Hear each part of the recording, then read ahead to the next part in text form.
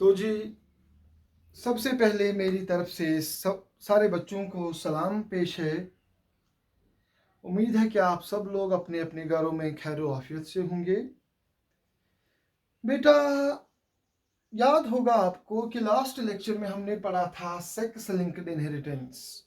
फिर हमने कुछ एग्जांपल्स भी दे दी थी उसमें हीमोफीलिया की। फिर हमने कलर ब्लाइंडनेस भी डिस्कस किया था। आज जो हमारा टॉपिक है, तो हम सीधा टॉपिक पर जाएंगे without wasting time. That topic for today is Mendelian disorders. Mendelian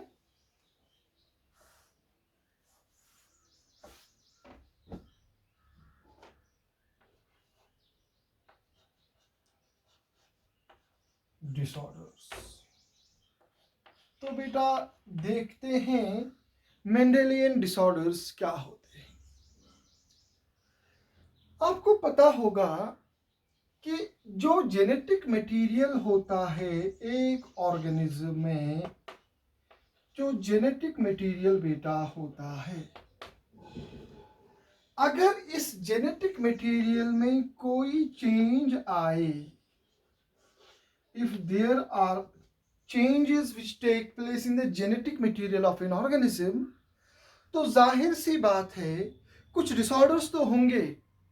अगर जेनेटिक मटेरियल जो है, नॉर्मल जेनेटिक मटेरियल में अचानक से कोई चेंज आ जाए, तो आपको पता है कि जेनेटिक मटेरियल जो है उसमें जो डीएनए है, जो उसमें जो जीन्स हैं, genes code for different types of proteins and enzymes. अगर बॉडी में ये जेनेटिक मटेरियल जो है, ये जो जीन्स हैं, if they somehow get changed, तो ऑटोमेटिकली उनका एक्सप्रेशन चेंज हो जाएगा। एंजाइम्स जो होंगे, या तो नॉर्मल एंजाइम्स एब्सेंट होंगे या एबनॉर्मल एंजाइम्स बनेंगे और डिसऑर्डर्स होंगे। तो बेटा, हम उनको बोलते हैं जेनेटिक डिसऑर्डर्स।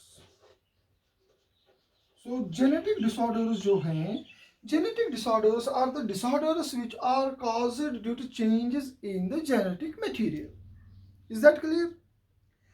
अब ये मसला है, ये जो जेनेटिक मटेरियल होता है, ये जो डीएनए होता है, अब इस जेनेटिक मटेरियल में किस लेवल पर चेंजेस हो रहे हैं। अगर मान लीजिए एक सेल है, उस सेल के अंदर न्यूक्लियस में होंगे क्रोमोसोम्स। आपको पता है ये जो क्रोमोसोम्स हैं, every chromosome is made up of DNA. हर एक क्रोमोसोम जो है it is made up of DNA, and every chromosome bears a number of genes. Every chromosome bears a number of genes. अगर आप देखिए बेटा, ये जो क्रोमोसोम्स होते हैं, मैं ह्यूमन बींग्स की बात कर रहा हूं, we have 46 chromosomes. We have more than 20,000 genes. इसका मतलब है अगर हमारे पास 46 क्रोमोसोम्स हैं and we have more than 20,000 types of genes, it means हर एक क्रोमोसोम पर बहुत से जीन्स होंगे। एक क्रोमोसोम्स पर जीन्स जो होते हैं इनका नंबर हाई होता है। That generally depends upon the size of chromosome. अगर आप देखेंगे बेटा, क्रोमोसोम नंबर 1 जो है, इस पर ऑलमोस्ट 3,000 जीन्स होते हैं। सबसे छोटा क्रोमोसोम जो वाई है, उस पर ऑलमोस्ट 231 जीन्स होते हैं। तो जीन्स का नंबर हर एक क्रोमोसोम पर बहुत ज्यादा होता है। एक क्रोमोसोम पर एक या दो जीन्स नहीं होते हैं। Chromosome bears a number of genes, और हर एक जीन कोई ना कोई एक्टिविटी, कोई ना कोई एंजाइम प्रोड्यूस करता है, कोई ना कोई एक्सप्रेशन प्रोड्यूस करता है। अगर आप देखेंगे कि किसी ऑर्गेनिज्म में, मैं सपोज यहां पर एक क्रोमोसोम दिखाऊंगा, you consider suppose this A chromosome, इस पर एक जीन है, this is gene A, this is gene B, this is gene C, this is gene D, and this is gene E. Every gene has some effect. If changes take place in the gene A, so definitely there will be some malfunction. Either there will be the overexpression, there will be the underexpression, या कोई enzyme नहीं बनेगा या कोई enzyme abnormal बनेगा. इसी तरह अगर जीन बी में कोई चेंज आ जाए तो ऑटोमेटिकली सेल में गड़बड़ हो ही जाएगी. तो अगर एक क्रोमोसोम पर बहुत सारे जीन्स हैं और अगर इन क्रोमोसोम्स पर किसी जीन में चेंजेस आ गई, कोई जीन म्यूटेट हो गया, तो उसकी वजह से जो डिसऑर्डर होता है उस डिसऑर्डर को हम बोलते हैं मेंडेलियन डिसऑर्डर. तो समझ आ गया आपको? So Mendelian disorders are the disorders which are caused due to changes at gene level. अगर कोई डिसऑर्डर है जो होता है due to the changes at the gene level. Chromosomes पर जीन्स हैं, क्रोमोसोम को कुछ नहीं होगा. क्रोमोसोम जब है, एक सेल का क्रोमोसोम नंबर सेम रहेगा, क्रोमोसोम नंबर में चेंज नहीं आएगा, क्रोमोसोम साइज में चेंज नहीं आएगा. सेल में 46 क्रोमोसोम ही हैं, लेकिन किसी क्रोमोसोम पर कोई जीन आल्टर हो गया. अगर कोई जीन आल्टर हो गया तो उसका मतलब है उसका एक्सप्रेशन भी आल्टर हो गया. तो जब एक जीन का नॉर्मल एक्सप्रेशन आल्टर होता है, चेंज होता है, वही तो बेटा डिसऑर्डर है. तो ऐसे डिसऑर्डर्स को हम बोलते हैं मेंडेलियन डिसऑर्डर्स. समझ गए आप? तो Mendelian disorders are the disorders which are caused due to the changes at gene level, which are caused due to alteration at gene level. इसीलिए हम मेंडेलियन डिसऑर्डर्स को बोल सकते हैं these are the point mutations, or these are the point, what we can say, these are the mutations which take place at gene level. हम इनको point mutations भी कह सकते हैं. तो मेंडेलियन डिसऑर्डर्स जो हैं these are caused due to changes at gene level. अगर कोई बेटा, आपको मैं इसे फिर से समझाऊंगा, एक ह्यूमन बीइंग है, उसकी सेल्स में 46 क्रोमोसोम है, लेकिन किसी क्रोमोसोम, सपोज क्रोमोसोम नंबर 1, उसमें जीन ए का इफेक्ट आल्टर हो गया. जीन ए जो है उसमें नाइट्रोजन बेसिस में चेंज आ गई. You know gene, what is gene? It is the segment of DNA which can code for any polypeptide. DNA का वो सेगमेंट जो कोई प्रोटीन या कोई पॉलीपेप्टाइड बनाएगा, उसी को जीन बोलते हैं. और ये जीन होता क्या है? It is made up of nitrogen basis. You know, gene is made up of, it is a DNA segment जिसके 2 स्ट्रैंड्स होंगे, those are anti parallel, you know 3 prime 5 prime, और दोनों के दरमियान होते हैं नाइट्रोजन बेसिस में हाइड्रोजन बॉन्ड्स. वही नाइट्रोजन बेसिस का अरेंजमेंट ही तो डिफाइन करता है कि जेनेटिक कोड क्या होगा. अगर जेनेटिक मटेरियल में चेंज आ गई, कहीं कोई जीन चेंज हो गया, तो एक सेल में क्रोमोसोम नंबर सेम रहेंगे, लेकिन जीन अल्टर हो गया है, तो डिसऑर्डर जो होगा वो मेंडेलियन डिसऑर्डर कहलाएगा. लेकिन अगर एक सेल में नॉर्मली 46 क्रोमोसोम होते हैं और सेल में कुछ ऐसी प्रॉब्लम हो गई कि सेल में 46 के बदले आ गए 47 क्रोमोसोम्स, या 47 के बदले आ गए 48 क्रोमोसोम्स, या 46 के बदले आ गए 44 क्रोमोसोम्स, या क्रोमोसोम का नंबर डबल हो गया 92 बन गया, या क्रोमोसोम का नंबर हाफ ही हो गया 23 ही रहेगा, आप कहेंगे अरे भाई सेल में क्रोमोसोम का नंबर चेंज हो रहा है, या तो कम हो रहा है या फिर ज्यादा हो रहा है. सेल में क्रोमोसोम्स का नंबर या कम हो रहा है या ज्यादा हो रहा है. नेचुरली अगर कोई क्रोमोसोम कम होगा या किसी सेल में कोई क्रोमोसोम एक्स्ट्रा आ जाएगा, तो ऑटोमेटिकली हम कहेंगे अगर सेल में क्रोमोसोम नंबर 1 एक्स्ट्रा आ गया, तो उसका मतलब है क्रोमोसोम नंबर 1 पर जो भी सारे जीन्स हैं उनका ओवरडोज हो गया. या अगर कोई जीन कम हो, कोई क्रोमोसोम कम हो गया तो उस पर जो जीन्स हैं उन जीन्स की डिफिशियंसी हो गई, तो उन डिसऑर्डर्स को हम बोलते हैं क्रोमोसोमल डिसऑर्डर्स। तो genetic disorders are of two types. There may be Mendelian disorders or there may be chromosomal disorders. Mendelian disorders are those disorders which are caused due to the changes in the genetic material or changes at the gene level, while as chromosomal disorders are caused due to the increase or decrease in the number of chromosomes, which leads to very large changes in the gene pool.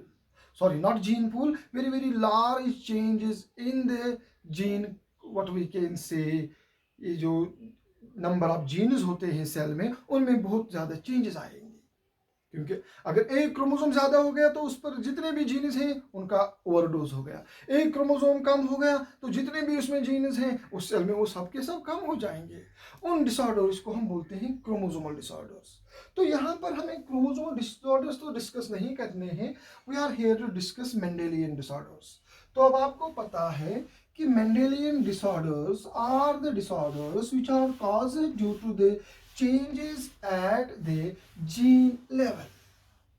कोई खास gene alter हो गया तो उसके alter होने से expression change हो गया, डिसऑर्डर प्रोड्यूस हो गया, उसको हम बोलेंगे मेंडेलियन डिसऑर्डर। अब ये मेंडेलियन डिसऑर्डर जिस ऑर्गेनिज्म में होगा, जिस इंसान में होगा, जिस एनिमल में होगा, क्या वो पास कर सकेगा वो डिसऑर्डर अपने ऑफस्प्रिंग्स में या नहीं कर सकेगा? ये डिपेंड करेगा कि अगर उसके ये जो जेनेटिक, ये जो मेंडेलियन डिसऑर्डर है, अगर ये उन सेल्स में होगा जहाँ से गैमीट्स प्रोड्यूस होते हैं, जिनको हम बोलते हैं जर्म सेल्स, तो अगर मेंडेलियन डिसऑर्डर जर्म सेल्स में होगा जहाँ से गैमीट्स बनते हैं, तो डेफिनेटली गैमीट्स भी जो होंगे उनमें भी डिसऑर्डर होगा, तो डेफिनेटली गैमीट्स में भी जेनेटिक डिसऑर्डर होंगे, मेंडेलियन डिसऑर्डर होंगे, तो ऑटोमेटिकली वो डिसऑर्डर जो है दैट विल बी इनहेरिटेड, वो अपने बच्चों में इनहेरिट करेगा। लेकिन अगर मेंडेलियन डिसऑर्डर हो गया है, जेनेटिक मटेरियल चेंज हो गया है, जीन्स अल्टर हो गए हैं, लेकिन सोमैटिक सेल्स में जहाँ से गैमीट्स नहीं बनते हैं, फॉर एग्जाम्पल किसी इंसान के ब्रेन में, किसी इंसान के किडनी में, लिवर में हो गया है डिसऑर्डर, जीन का एक्सप्रेशन चेंज हो गया है, लेकिन वो डिसऑर्डर अपने बच्चों में वो ट्रांसफर नहीं कर सकेगा क्योंकि वहाँ से गैमीट्स तो नहीं बनते हैं। तो अगर ये मेंडेलियन डिसऑर्डर सोमैटिक सेल्स में होगा तो आपको याद रखना है they are non inheritable. That means those disorders will not be passed on to their offsprings।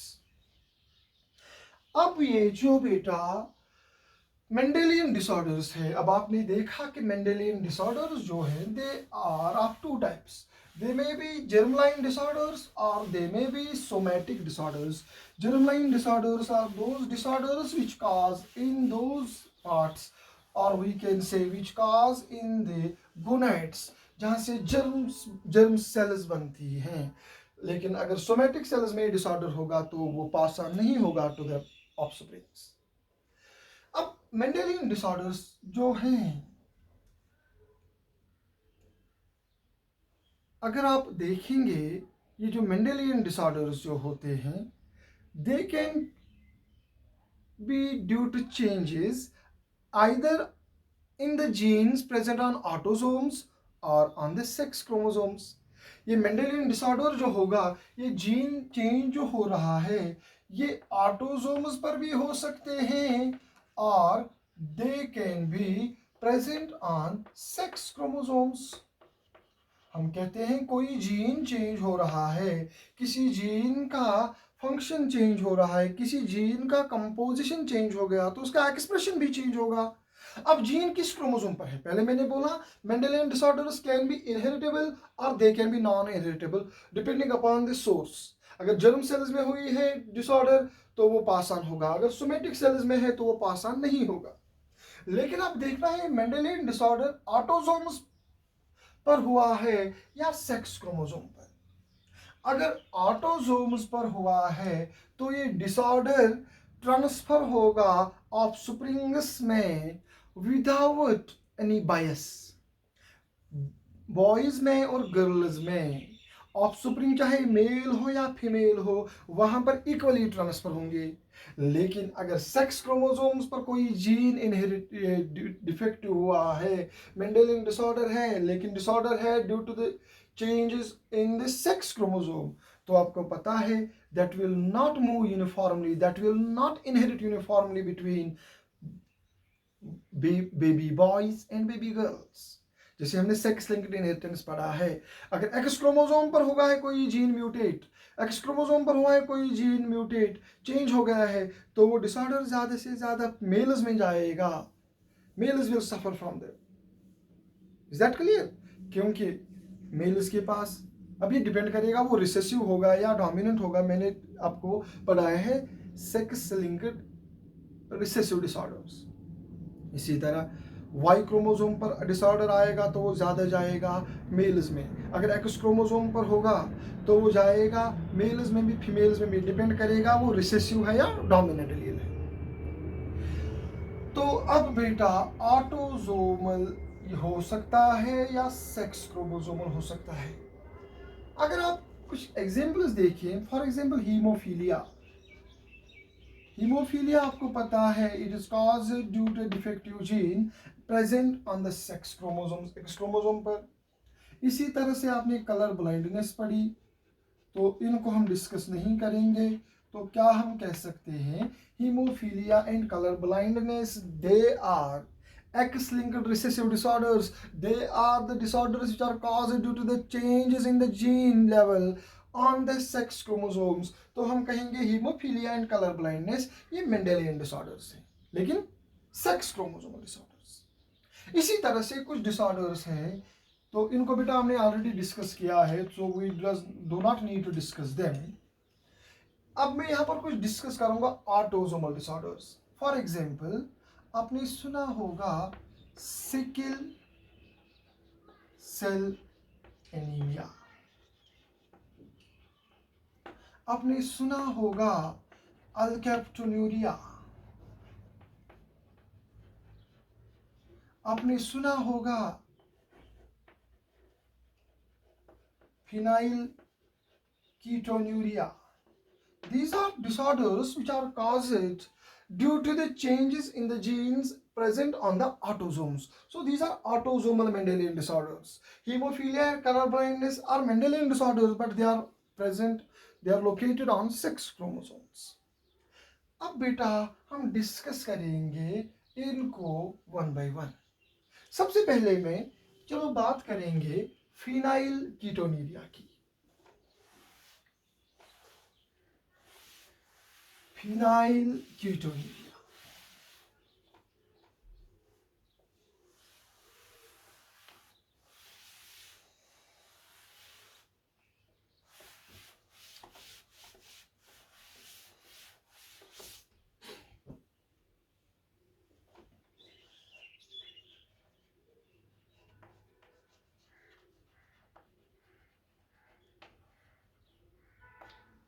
Phenyl ketonuria जो है it is an autosomal disorder,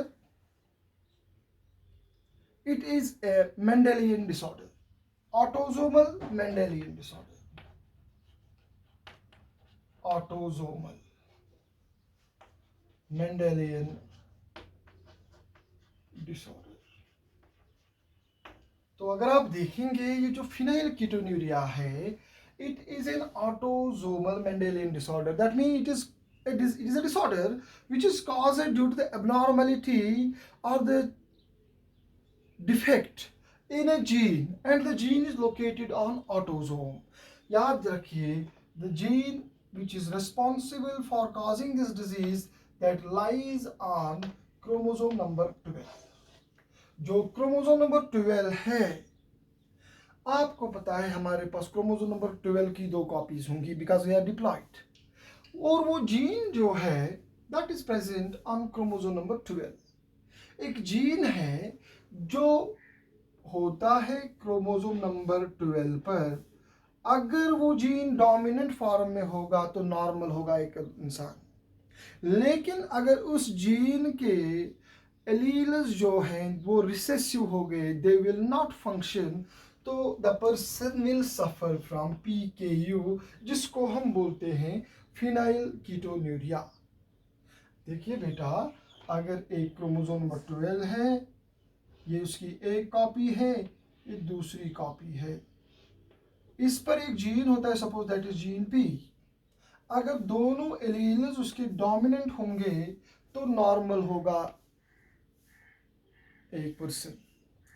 अगर एक एलील डोमिनेंट है, दूसरा एलील रिसेसिव है, तो हम कहेंगे the person will be normal, क्योंकि डोमिनेंट एलील विल एक्सप्रेस। लेकिन अगर दोनों के दोनों एलील्स रिसेसिव हो गए, the person suffers from the disorder. आप कहेंगे कैसे? देखो बेटा, ये जो जीन है which is present on the chromosome number 12, it has 2 alleles. जब वो एलील्स डोमिनेंट होते हैं तो वो एक्सप्रेस करते हैं और वो एक एंजाइम बनाते हैं। उस एंजाइम को बोलते हैं phenyl alanine hydroxylase. Phenyl alanine hydroxylase क्या बोलते हैं? Phenyl alanine hydroxylase. लेकिन अगर ये दोनों एलील्स रिसेसिव हो गए तो वो एक्सप्रेस नहीं करते हैं और एक इंसान के ब्लड में फिनाइल एलानिन हाइड्रोक्सिलेज एब्सेंट होगा। जब फिनाइल एलानिन हाइड्रोक्सिलेज एब्सेंट होगा तो हम कहेंगे the person will be suffering from phenyl ketonuria. आप कहेंगे कैसे? बेटा देखो, फिनाइल कीटोन्यूरिया जो है, इसमें क्या होता है, there is a deficiency of the enzyme that is called phenylalanine hydroxylase when the gene which is responsible for the formation of phenylalanine hydroxylase becomes recessive. दोनों एलील्स रिसेसिव हैं, normally ये dominant होते हैं, लेकिन change हो गए, mutation हो गई है, दोनों एलील्स अब रिसेसिव हो गए हैं, अब वो फंक्शन नहीं कर रहे हैं, तो वो एक्सप्रेस कर जो कर रहे हैं एंजाइम वो अब नहीं बन रहा है। आप कहेंगे ये एंजाइम किस लिए यूज होता है? हमारे डाइट में एक इंपॉर्टेंट अमीनो एसिड होता है बेटा, उसको हम बोलते हैं phenyl alanine. You know, a very important amino acid present in our diet that is called phenyl alanine। ये जो फिनाइल एलानिन होता है, दिस फिनाइल एलानिन, इसका मेटाबॉलिज्म जो होता है उसके लिए चाहिए phenyl alanine hydroxylase. Phenyl alanine is changed into an enzyme, a chemical that is called tyrosine। तो ये टाइरोसिन तभी बनेगा फिनाइल एलानिन से जब आपके ब्लड में होगा फिनाइल एलानिन हाइड्रोक्सिलेज। ये तभी होगा जब ये एलील्स जो होंगे वे डोमिनेंट फॉर्म में होंगे। तो देखा गया है जब ये रिसेसिव फॉर्म में होते हैं तो फिनाइल एलानिन हाइड्रोक्सिलेज नहीं होता है बॉडी में। ये जो हमारे डाइट में फिनाइल एलानिन होता है, it is not changed into tyrosine. तो बॉडी में ये जो फिनाइल एलानिन होता है, it is not properly metabolized, then it changes into phenyl acetate।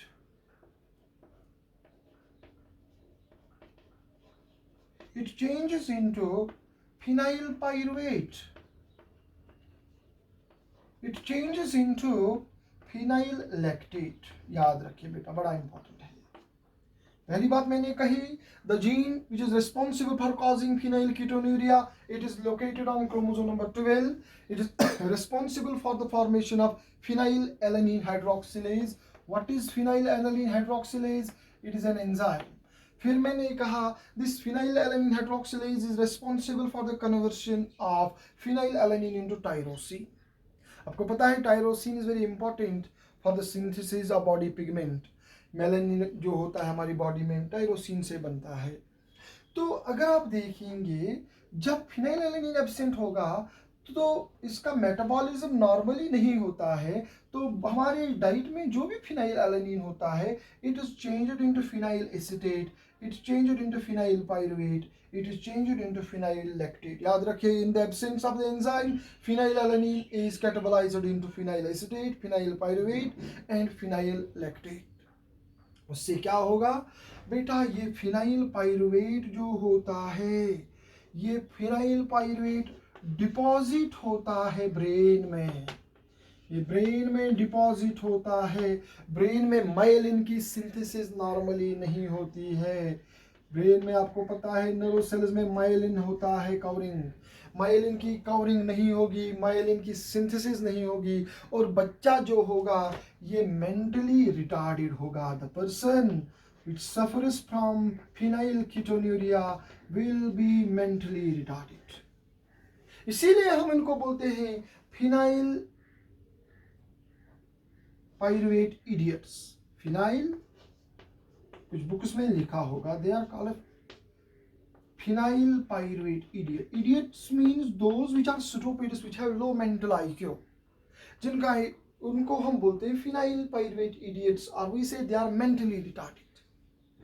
इनका जो हार्ट होता है, heart becomes abnormal, defective.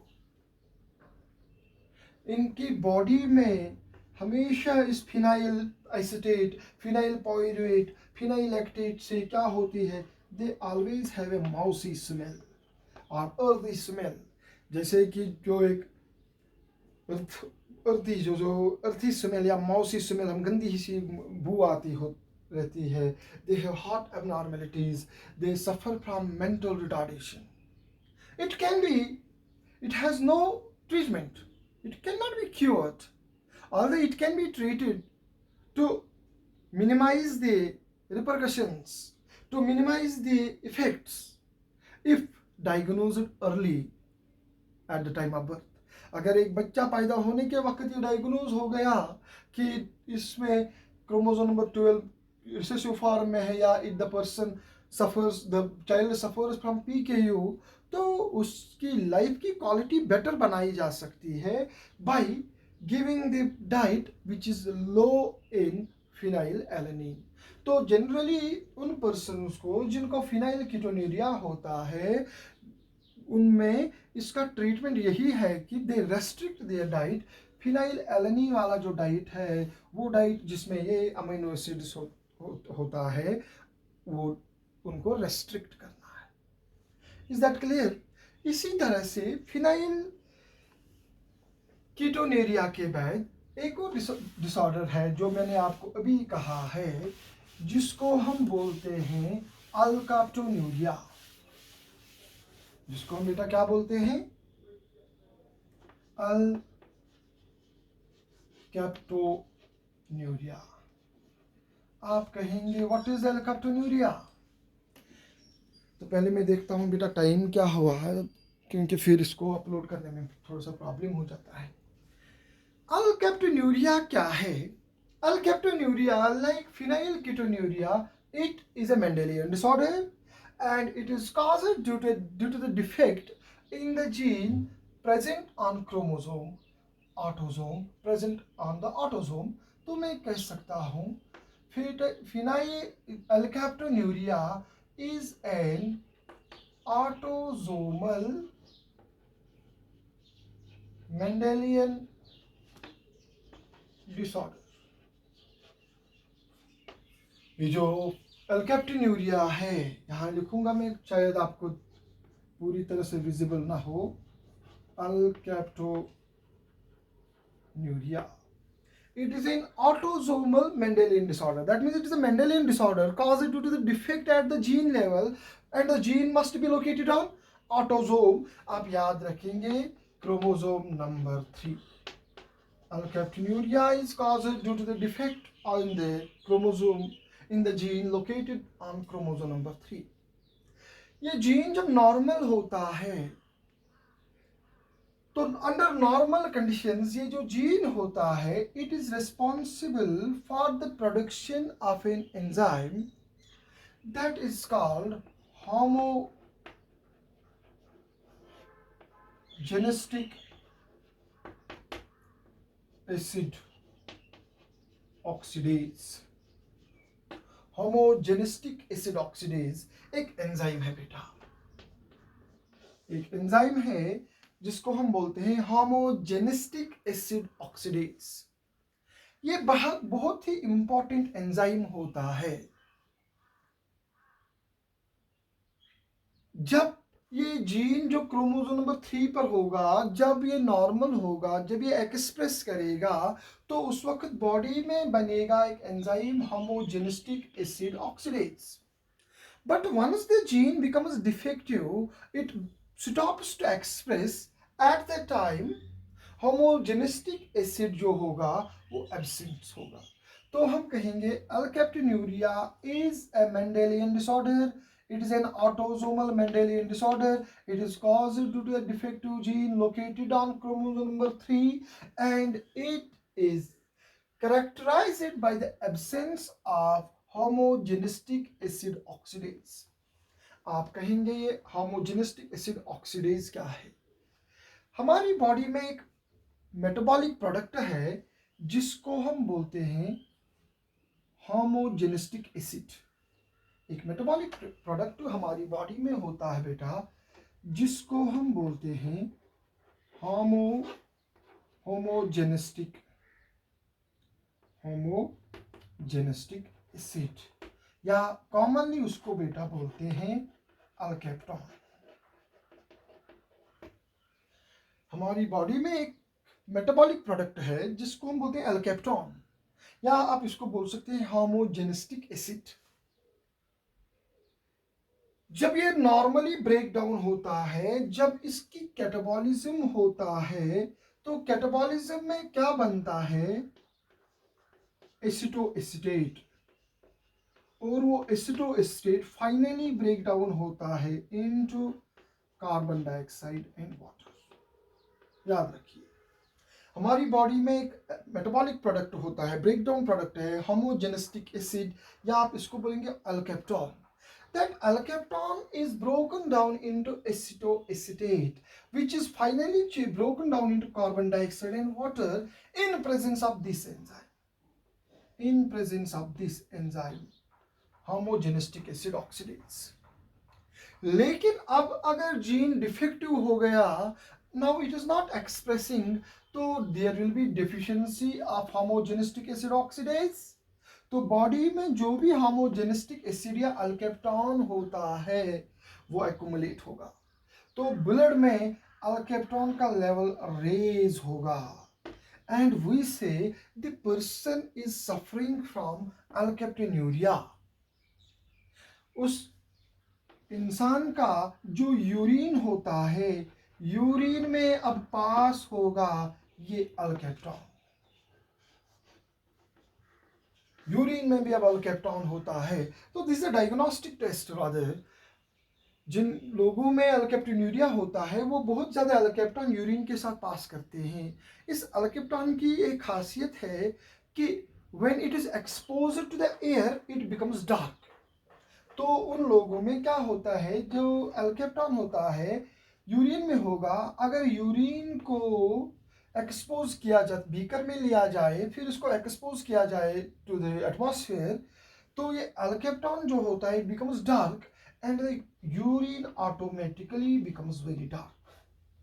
Normally आप देखेंगे किसी भी इंसान का यूरिन स्टैंड बाय रखिए किसी बीकर में या किसी बर्तन में, it will not become dark, but in those persons which suffer from alkaptonuria the urine becomes dark। तो याद रखिए, आपको एंट्रेंस में पूछा जा सकता है the coloring of urine into dark is characteristic feature of the alkaptonuria। ये अल्केप्टॉन इतना ज़्यादा रेज हो जाता है तो जो बॉडी में सॉफ्ट टिश्यूज होते हैं, कार्टिलेजेस होते हैं, दे बिकम डार्क, जिसको हम बोलते हैं कार्टिलेजेस। जनरली जो होते हैं cartilages become dark in alkaptonuria because alkapton जो है it gets accumulated and that is called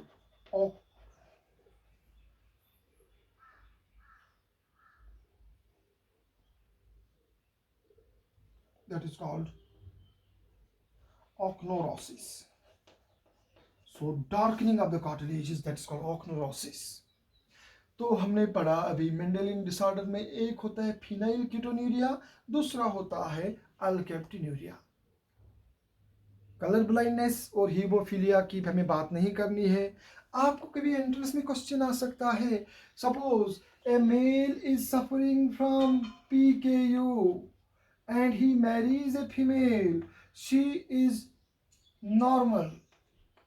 आप बताइए, जब उनके बच्चे होंगे मेल्स सफ़र ज़्यादा होंगे या फीमेल्स विल सफ़र?